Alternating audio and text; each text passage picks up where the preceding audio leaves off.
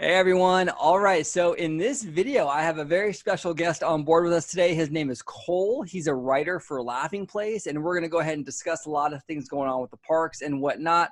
Cole, welcome to the show. Thank you. I'm excited to be here. We've been interacting on Twitter for a while, so it's cool to be a part of this now. Well, thanks for coming on, Cole. So I have a bunch of subjects we're going to talk about today, but the first thing I really want to talk about is the boarding pass situation for Rise of the Resistance. Yeah. And I made a video recently. I'm not a huge fan of it, but I wanted Mhm. to hear, what are your thoughts about this whole system? I mean, you've been on it, right? You used the I boarding have. pass. Did you I like have. it or? I did like it because I liked that I was able to do whatever else I wanted in the park while I waited for it. I thought that was really nice, because I was there on opening day actually. So it was pretty nice that I could just kind of run around and do whatever I wanted to do at that time. And there was almost no one there. So it worked out really well, at least personally for me, because every other wait had like a 10-minute wait. So I just kept hopping thing to thing.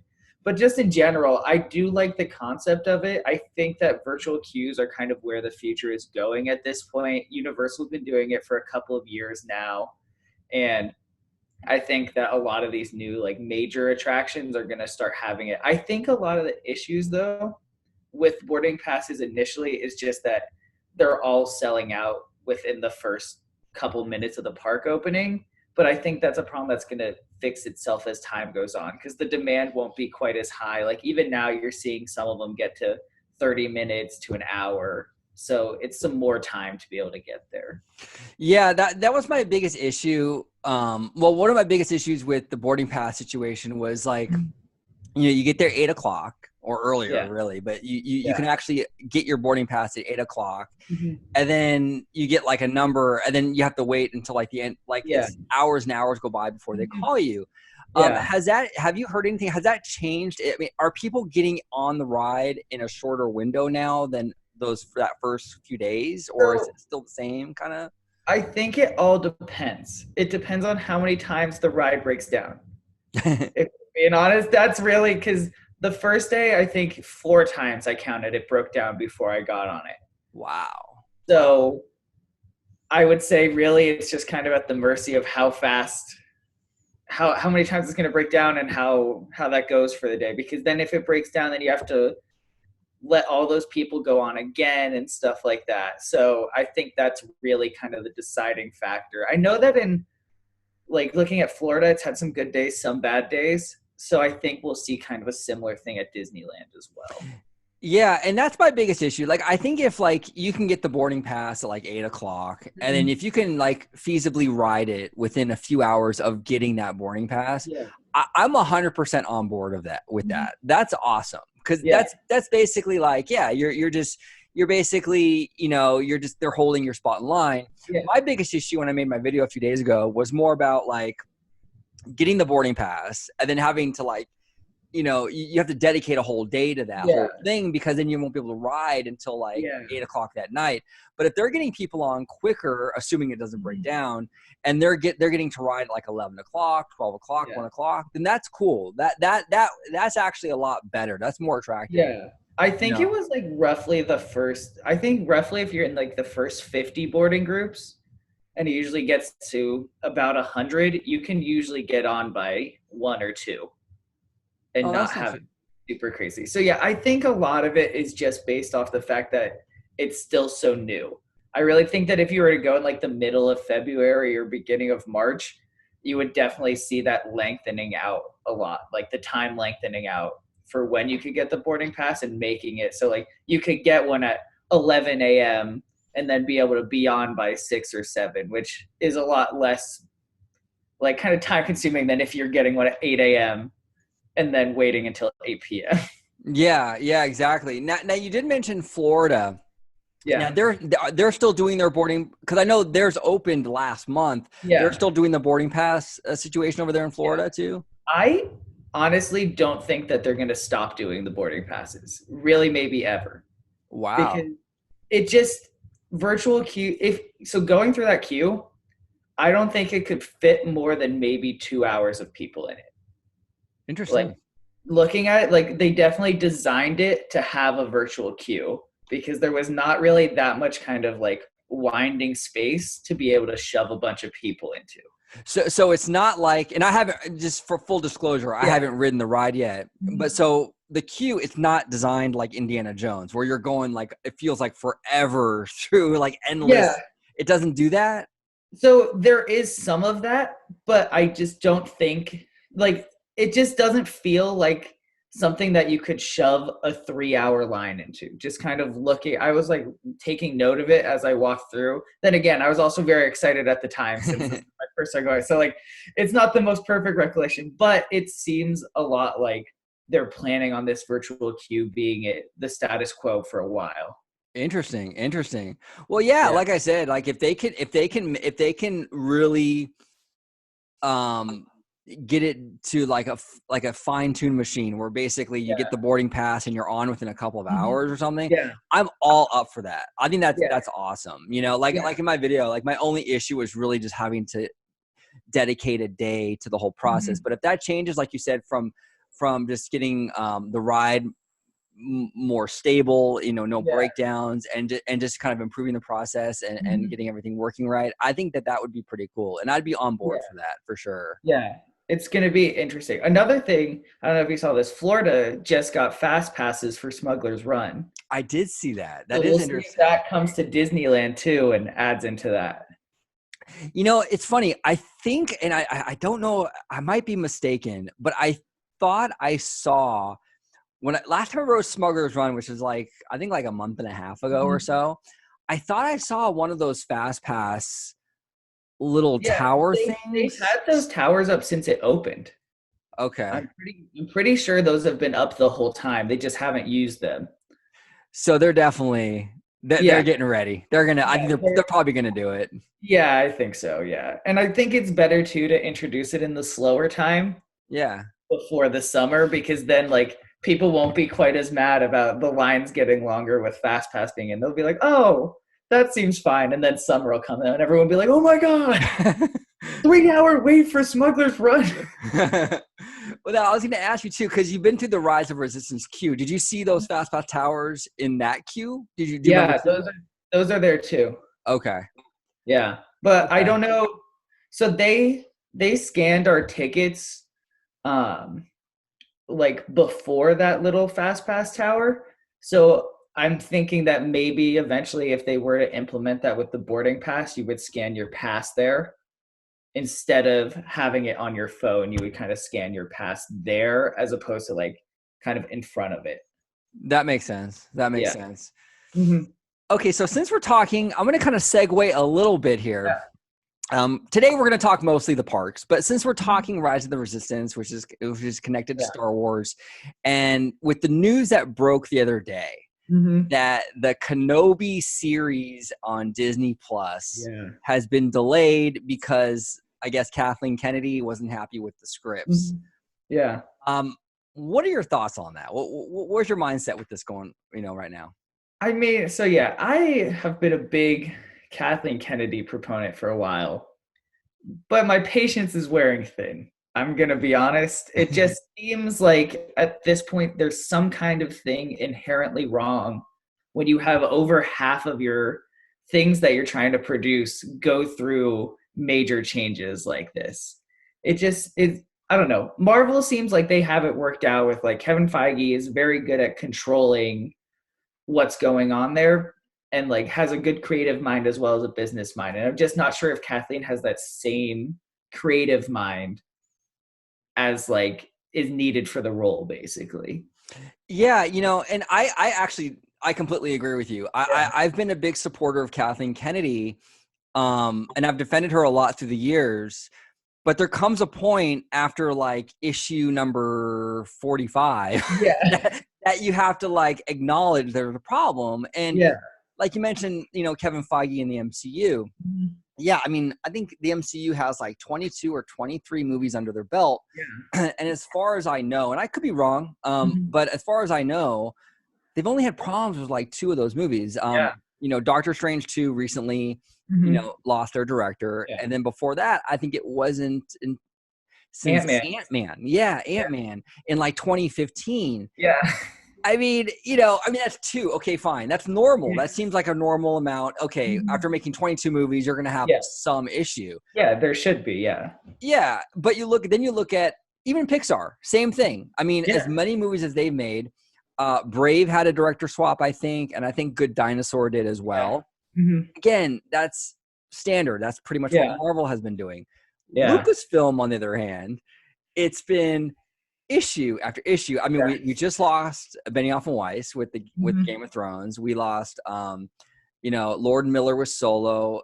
Josh Trank, I don't know if you remember, he got cut from his. I think he was working on a Boba Fett movie. Yeah. Like in 2015 or something. They fired him. Now we're having issues with Kenobi. They fired Colin Trevorrow. Yeah. I mean, the list goes on and on. I mean, it's almost every single project has a problem, right? Which is ridiculous. Like, it should not be at that level. You gotta something is wrong with the hierarchy of what you're doing if you keep having to replace people. Right? Exactly. And so it's either like, well, I think it comes down to like a vetting process.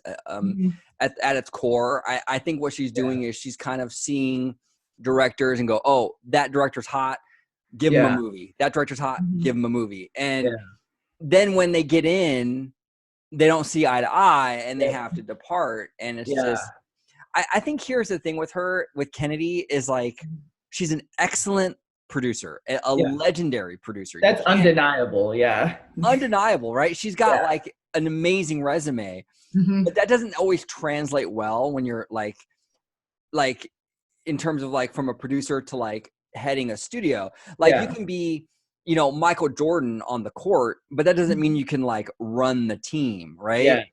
And I think that's kind of how she is, more or less, right? I mean, most of the stuff that she produced too was with such creative individuals. Like a lot of her work with Lucas or with Spielberg, like these are big, very creative people who know what they're doing to like create these bigger, bolder worlds and stuff. And it just never felt like she could kind of separate herself from what they were doing, because it seems like they're the creative force driving it forward.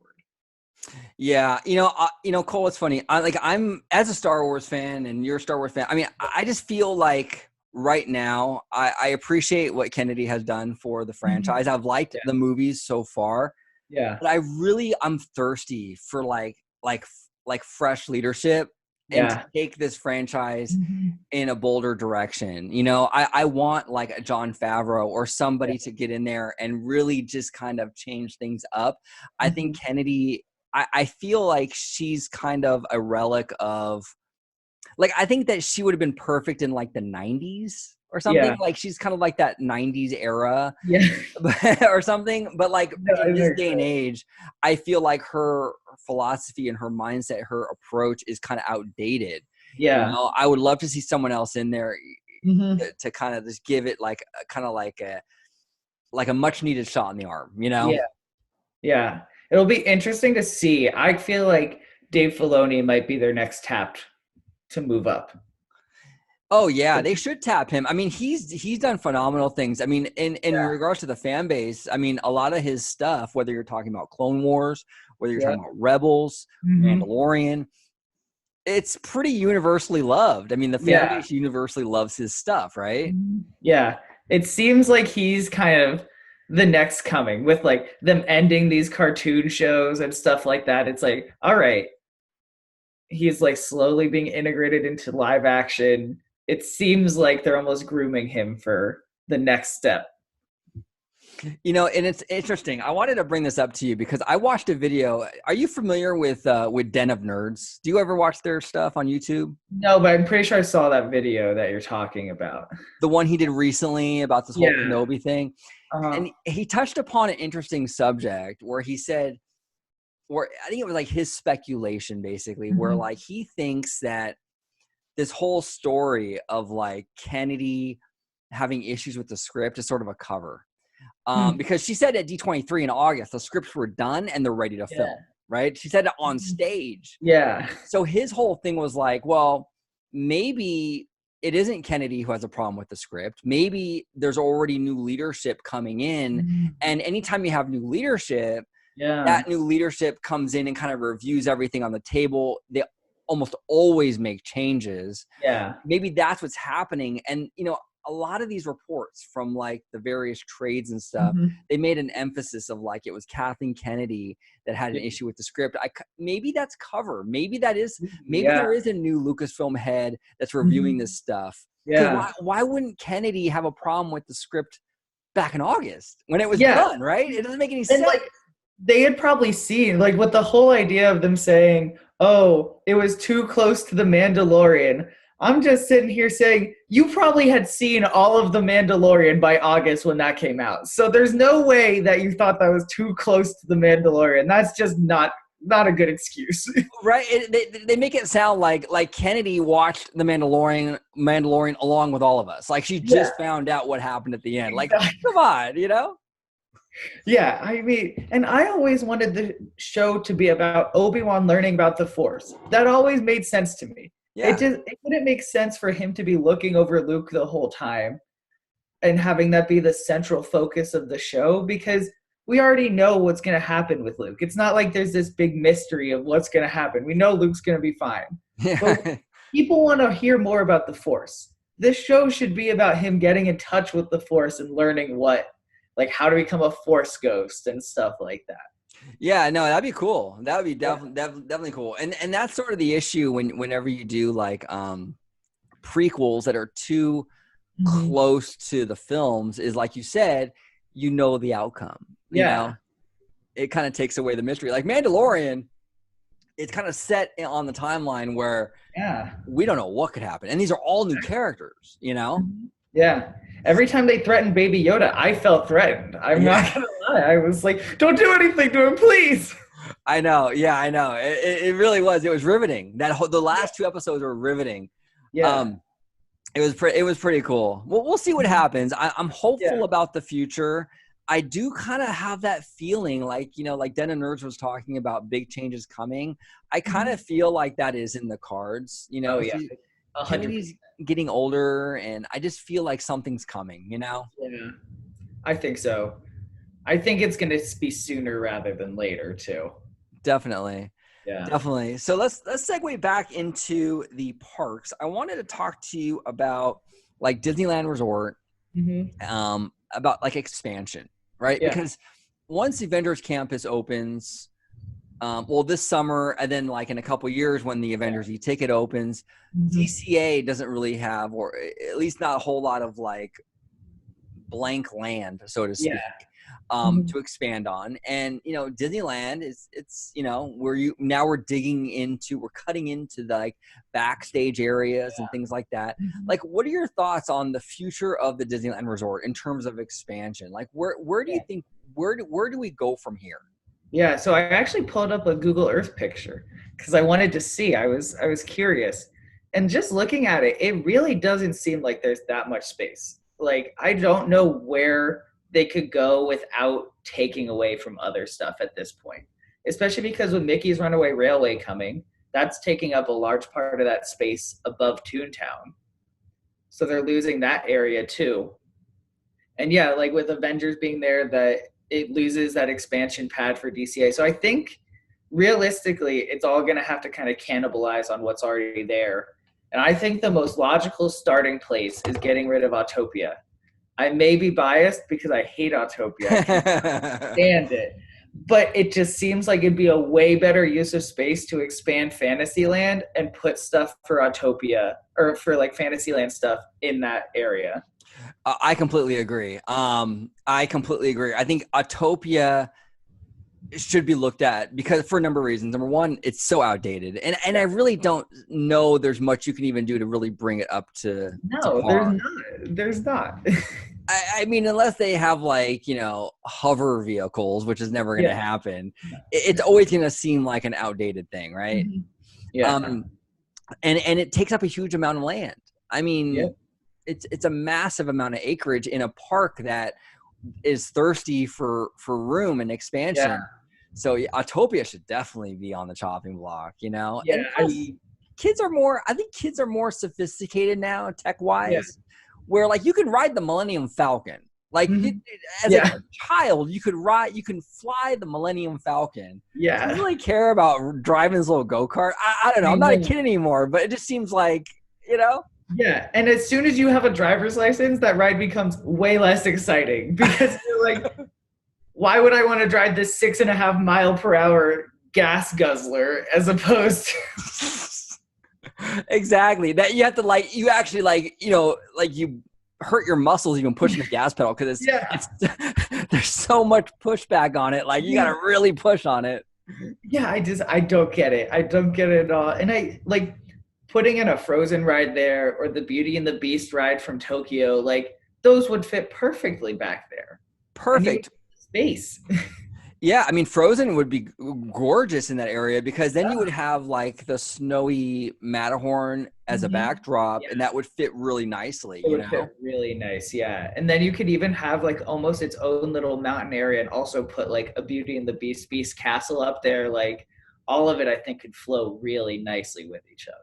Yeah, no, I completely agree with you. And I'd also like to see them address the Fantasyland Theater. That's a good sized property. Yeah, And I don't know, man. I just that vinyl yeah, tent is so hideous to me. What are your yeah. thoughts on that? Like, Yeah, it's not very pretty. It's not very pretty at all. You're just looking at it and you're like, why is that there? I'm still honestly amazed that Mickey and the Magical Map is there. That thing has been there for like 7 years. No show has ever lasted that long there. it's amazing. It's amazing that it's still there. I mean, do they maybe they don't know what to do with the space or I think something? they I don't forgot know. that it's there. I think they literally are like, oh, that show is back there. Oh, maybe we should do something with that one day. I just don't think they even think about it at all.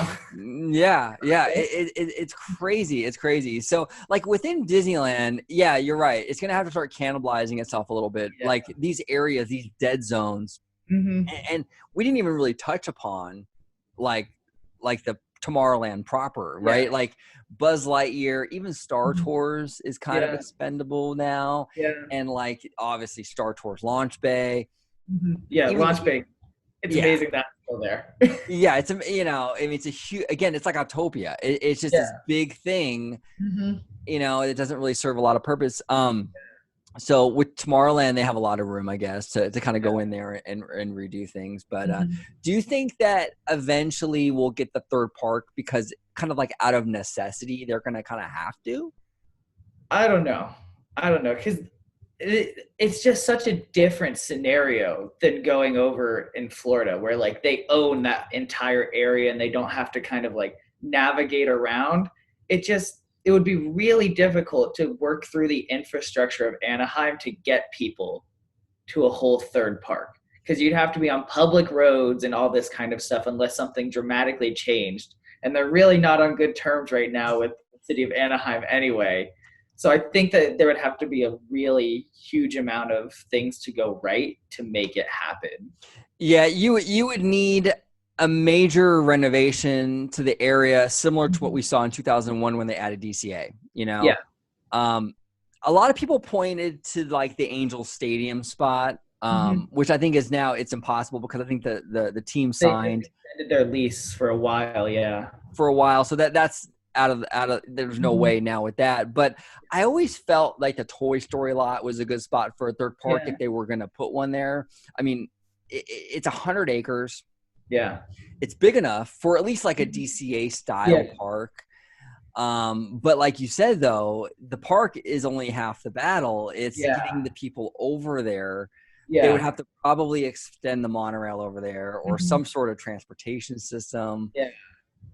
Yeah. It'd be a challenge. Yeah, I don't see the problems coming from like them not wanting to spend money on a third part. It's them not knowing how they could convince Anaheim to basically let them take over like an extra 3 blocks. Yeah. Yeah. And that's the sad part. And I know that the political situation has changed a little bit in their favor since the election. Yeah. I think the mayor, I forgot his name, but Yeah. he's much more friendly than Tom Tate Hmm. was. Yeah. And I think the board, the Anaheim board, I think they gained a seat or two that's a little more Yeah. friendly, if I'm not mistaken. But still, yeah, I think it's going to be, because it's been a challenge for Disney with these expansions, even back for like, when they were trying to do Westcott. Yeah. The city just always seems to push back on this stuff. Yeah. It's hard. Yeah. Yeah. It seems like a lot of work for what they would have to do for it. I think that they're better off just kind of keeping on expanding on the parks that they already have, because like you're putting in new experience that people are excited about. So as long as you're keeping doing that, I don't know if they necessarily need to go through all that work to get that third park. Yeah, yeah. And I recently did a video on Downtown Disney, and a subscriber asked me an interesting question, like, do I think Downtown Disney is safe in terms of like, is it always going to be there? And I actually don't think it is. Like, I don't think it is safe, because I think that stretch of land between the two parks, you can expand DCA out if you get rid of some of those shops and restaurants. You can even kind of expand Disneyland out maybe a little bit too. I think, like, the main issue is just that the hotel straddles it. Yeah, that corner is straddled by the hotel, so you would have to change a lot with that. I think is really the only issue. Yeah. Yeah, you're right. You would have to kind of build. Yeah, you're right. The Grand Cali. I kind of, because the Downtown Disney is basically on that side of DCA is basically the same buildings as the Grand Cali, right? Yep. Yeah, it's like bordered right on that corner by the Grand Cali. Yeah. Yeah. That would be tough. But yeah, I guess if they were desperate, they could try to work something like that out. I'm not really. They could always get rid of the Redwood Creek Forest Trail or Challenge Trail. That doesn't have any reason to be there anymore.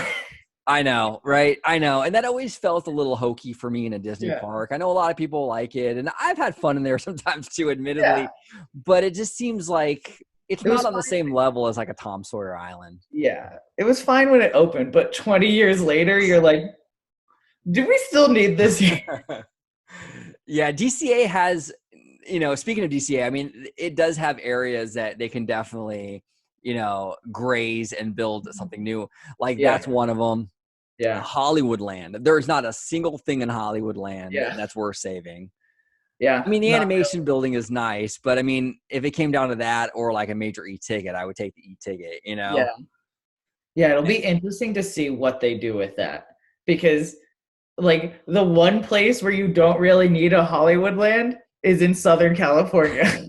I know, right? When you can go to any other film studio lot and get a much more authentic experience of what it's like to be on a back lot than. It's so true. Speaking of, I don't want to go on too much of a tangent, but have you taken the Disney Studios tour in Burbank? Yes. Well, I interned there. So do you really? I did a couple summers ago. Oh, so, that's cool. I was in the animation building, so I gave myself a tour every day at work. Oh my gosh, man! I didn't know that. That's pretty cool. Yeah. So you were in the new the Hat building. No, I was in the old animation building. Oh, the old one. Where Walt worked and everything. That's awesome. That's awesome. It was really cool. Yeah. Wow. Yeah, I've taken the tour, and I've done like a couple D23 events and things like that, and it's magic, man. It's like going to the park almost. It's like so much fun.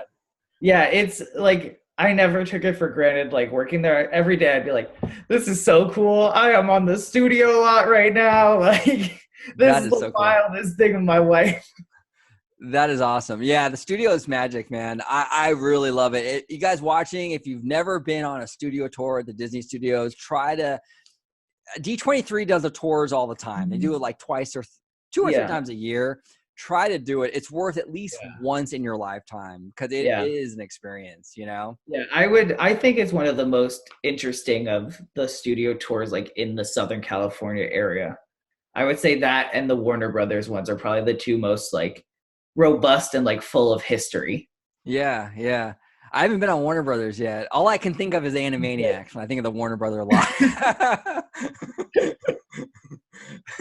That's all I can think of. Yeah.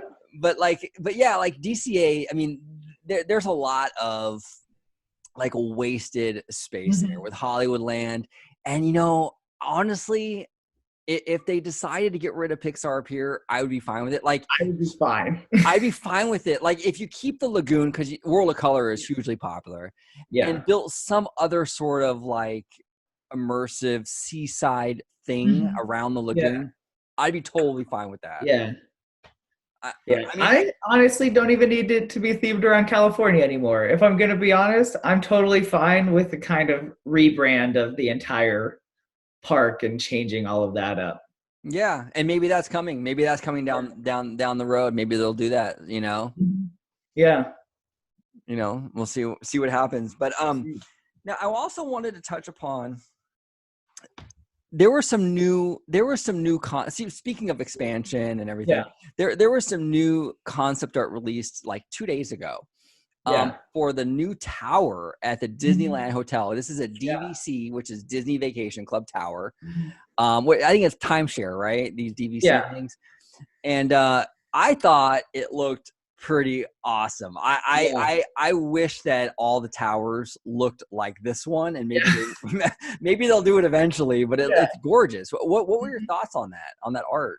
Yeah, I thought it did a nice job of keeping the feel of the Disneyland Hotel and the towers of the Disneyland Hotel while also being something unique and different, which I think is like a big part of what a lot of these DVC resorts are. Like they fit in with the general feel of it while also showing like this is something different and unique. So I think that it's going to have a really nice combination of the two of them that'll make it like a really interesting place to stay at, and it just looks nice. Like all the glassware that they had, like it looked really nice. It looks shiny, and that's what's got me.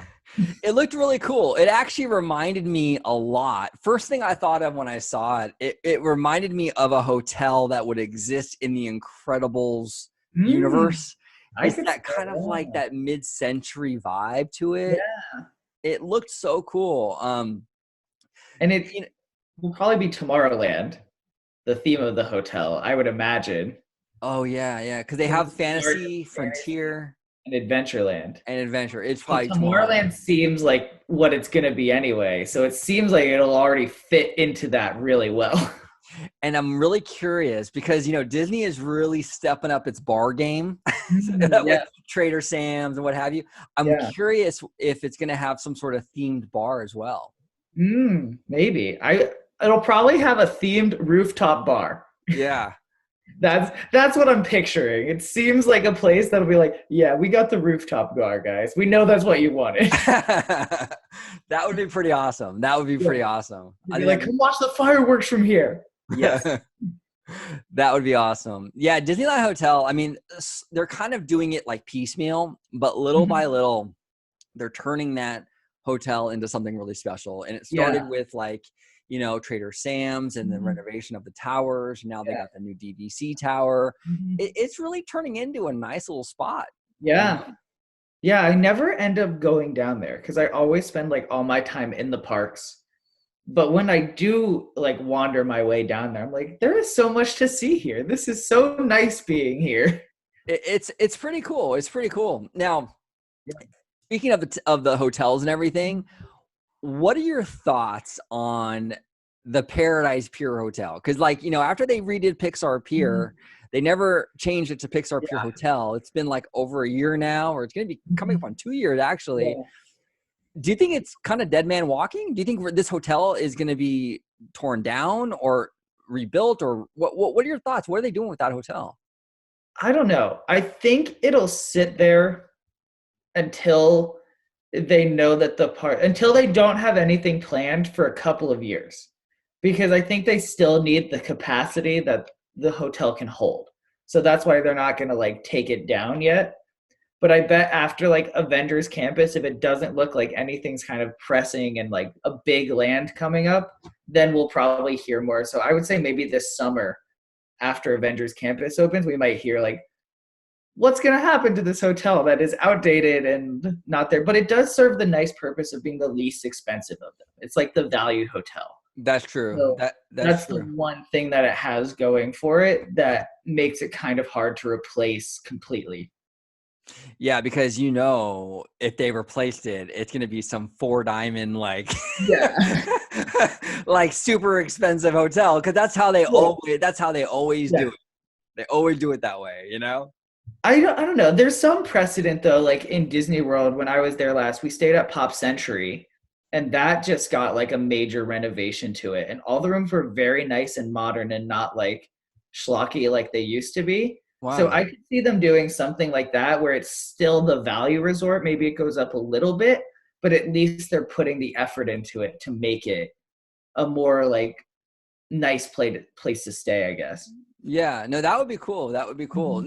Now you mentioned you were at Disney World. Are you a Disneyland local or Walt Disney World local? Or are you I'm a kind of in between? Disneyland. I'm a Disneyland local, but I go to school in Pennsylvania, so I spend a lot of time at Disney World as well. Since I can kind of just fly down there, it's made it Nice. easier. So I would say in college I've spent about equal time in both.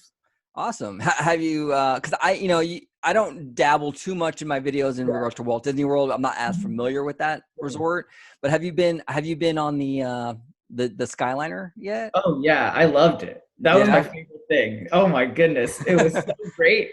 I was thrown back to the sky ride or the skyway that I never got to ride at Disneyland, and I was like, wow, this is the greatest one because you could get from Epcot to Hollywood Studios, which is normally like a 20-ish minute bus ride, and you have to wait for the bus. Skyliner was continually moving 10 minutes pretty much to go from park to Wow. park, which was great. It was awesome. It was awesome. I want Skyliners everywhere. That's pretty cool, man. That's pretty cool. And they were pretty comfortable and everything. Yeah, they were really comfortable. They fit 8 and they almost never actually loaded 8. They usually put 2 or 3 people in them. So really nice seating and the air was good actually. Really nice airflow. There was not like an air conditioning. There wasn't air conditioning in it, but you're moving at a nice speed that they have some kind of flaps that push air into it. Nice, nice. And Yeah. I like how they kind of added like in this like you know cabin, the Skyway cabin, Yeah. right? I like how they added the old school like Disney benches Yeah. in there. Yeah, I those just thought that was kind of funny, but it's a nice touch. I like that. they were great. I was like, "Oh, look at how nice these old school benches look." I'm all in. I'm all in. It's pretty cool. It's pretty Yeah, cool. they're great. Um, yeah. So before I let you go, like, what are your thoughts on you know the future of like Disney theme parks in general? Like, what direction do you see the company taking with themed entertainment? Like, do you think it's going to go more in like the Batu style, or what are your feelings on this? So my thought would be that it was more the Batu style, but I think it's really all going to depend on who's the next CEO.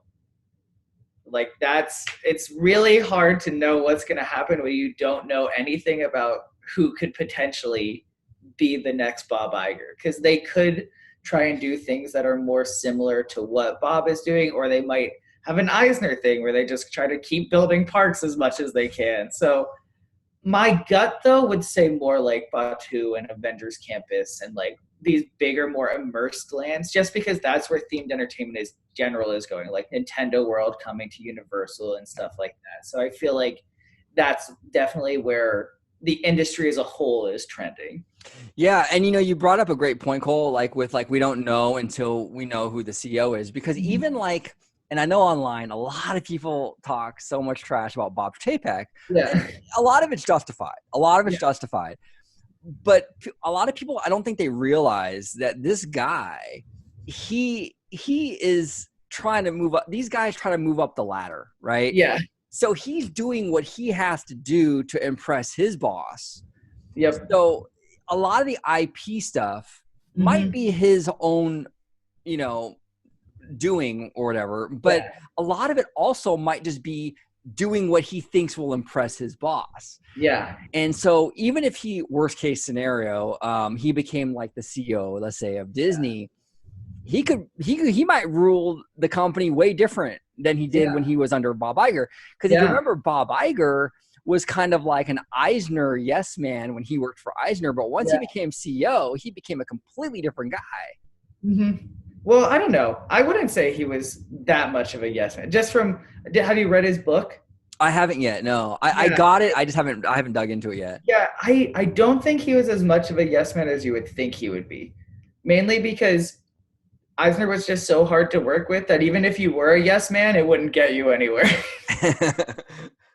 Yeah, I think like he just was kind of more under the radar, I feel like, because Eisner was kind of trying to like push him down as much as he could because he didn't want any competition to his role as CEO. And like even they didn't think Eisner or Iger himself didn't think that Eisner was or Iger himself didn't think that he would be CEO. Like he had to go through the whole process of getting vetted and like wasn't just this obvious choice that the board selected. Like he was interviewed with everyone else who was going for it, which is Wow. really interesting. Now I heard in the book, I guess it says somewhere like, and I might be mistaken on this, but I guess Eisner or the board didn't feel initially that Iger was qualified. Yeah, no, that's kind of what it was because he had risen up the ranks so quickly. He went from being like a decent executive at ABC to running it as the president in like 3 years. Wow. So like he had just risen up the ranks so quickly that he wasn't as experienced as a lot of these other people were. So that's why he went through the full interview process and had to be like vetted and asked all these questions about what he was doing. Wow. Yeah. And I think overall, I mean, he's not perfect, and we're never going to have a perfect CEO because the company Yeah. is too big for that. Even We're Walt always was. going to have issues with whoever gets in charge. Yeah. But I think overall, I think he did a pretty good job. Yeah, no, he was both successful financially, like rising the company to the highest it's ever been while also maintaining the essence of Disney. And you can't really ask for much more than that. Like that's pretty much the ideal CEO. Yeah, exactly. Exactly. In terms of like, yeah, as far as Disney CEOs go, that's pretty much what you would want. Yeah. You know, do you have any predictions, any guesses at who do you think is going to succeed him? I think it's gonna be Kevin Meyer, Oh, who's The Disney running Plus guy. Disney Plus. Yeah. And he definitely from his book, it definitely seemed like that, where Meyer kind of became his right hand man with all the like contract negotiations for all the like acquisitions that they made and everything. And really, probably the last 5 or 6 years, Meyer's been his right hand guy. So I think by giving him Disney Plus, which is Iger's legacy, he is shaping Kevin Meyer to be the next CEO. I could not agree with you more. I've been saying the same thing. I think as Kevin Meyer, yeah, like you said, like a lot of like I think as park fans, we want to kind of like a lot of park fans kind of want to think that the parks are the center of the Disney universe, and But they're a they're big not. part of it, but they're really not, you know. Yeah. And especially Iger, you can see he feels streaming is the future, Mm-hmm. and you know it's not going to be Bob Chapek who gets this Yeah. job. No. It's going to be like Kevin Meyer who knows what's going on with the streaming world Yeah. and things like that, because Mm-hmm. Iger really sees that as his legacy, the future of Yeah. the company. Mm-hmm. So yeah, my money's on Kevin Meyer too, and I'd be okay with that. I mean, Yeah. if he's kind of been like Iger's Padawan or Yeah. understudy for all these I'm sure years, I'm he's sure learned a lot. yeah yeah I'm sure he'll be great. I'm sure he'll be I think great. so. Yeah, I would be happy with him there. Yeah, much better than Chapek. Yes, that's for sure. That's for sure. Well, thank you for coming on, Cole. Yeah, I appreciate it, man. it was a great time. It was a great. I love chatting Disney. It's one of my favorite things. You're always welcome on the channel. I'd love to Thank you. have you on more. And guys, Yeah. I just want to let you know too, I'm going to be putting a link in the description to Cole's articles with Laughing Place. He does some great work. Check him out down below.